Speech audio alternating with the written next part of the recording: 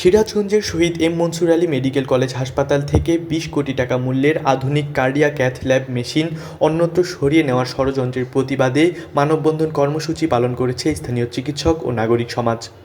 রোববার ২৬ অক্টোবর বেলা ১১টায় সিরাজগঞ্জ স্বার্থরক্ষা ফোরামের আয়োজনে হাসপাতাল প্রাঙ্গণে অনুষ্ঠিত এই মানববন্ধনে অংশ নেন চিকিৎসক, রাজনৈতিক নেতৃবৃন্দ, শিক্ষক ও সাধারণ মানুষ। বক্তারা অভিযোগ করেন, Shahid M Mansur Ali medical College হাসপাতালে বিশাল অবকাঠামো থাকা সত্ত্বেও বছরের পর বছর অসংখ্য পদ শূন্য পড়ে আছে। পর্যাপ্ত জনবল না থাকায় রোগীরা পর্যাপ্ত চিকিৎসা সেবা পাচ্ছে না।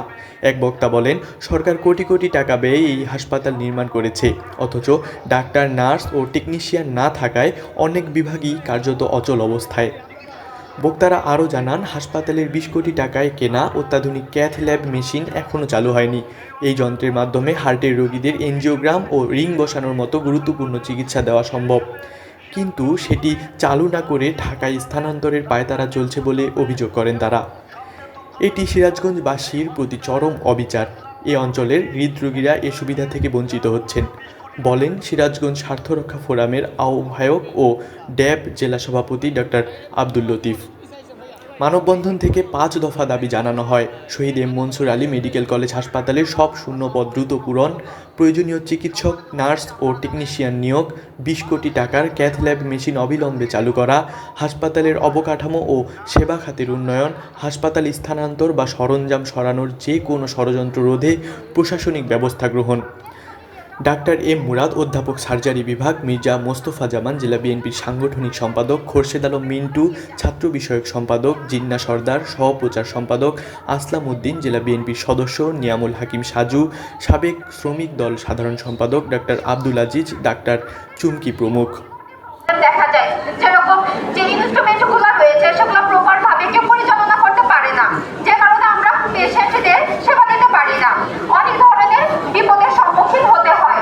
আমরা নার্স হয়েছি কিসের জন্য? একটা পেশেন্টকে সেবা দেওয়ার জন্য। আর সেবা দেওয়ার জন্য আমাদের যে জিনিসগুলো খুবই দরকার সেই জিনিসগুলো আমি চাই সরকার যেন আমাদের দেয়, এবং যে ইনস্ট্রুমেন্টগুলো তারা নিতে চাচ্ছে সেগুলো যেন না দেয়। আমাদের নার্সিং সবার পক্ষ থেকে আমার অনুরোধ থাকবে এই জিনিসগুলো যেন সরকার স্থানান্তর না করে এবং আমাদের যেন দক্ষ নার্স নিয়োগ দেয়। মেডিকেল কলেজে অনেক নার্স এবং ডক্টরেরও অভাব রয়েছে, তো তারা যেন প্রশিক্ষণ প্রাপ্ত ডক্টর, নার্স এগুলো যেন আমাদেরকে দেয়, তাহলে আমরা পেশেন্টদের ভালো।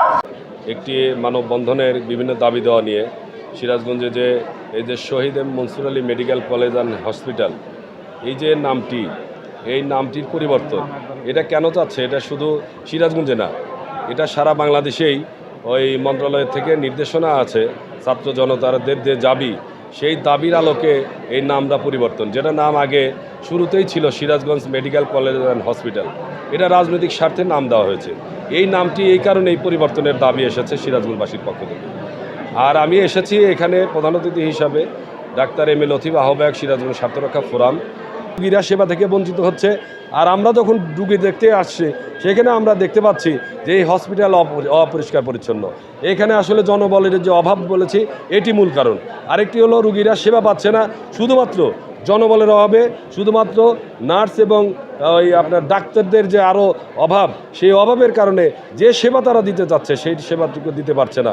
এর কারণে রুগীরা এখান থেকে জনসেবা থেকে, স্বাস্থ্যসেবা থেকে যেরকম বঞ্চিত হচ্ছে, পাশাপাশি তারা মারা যাচ্ছে চিকিৎসার অভাবে এবং বাইরে যেতে পারছে না অর্থের অভাবে। এই জন্য আজকের আমাদের মানববন্ধন। জলিলুর রহমান জনি এর তথ্য ও চিত্রে তাসবিহ আলওয়াসি, চ্যানেল 21, সিরাজগঞ্জ।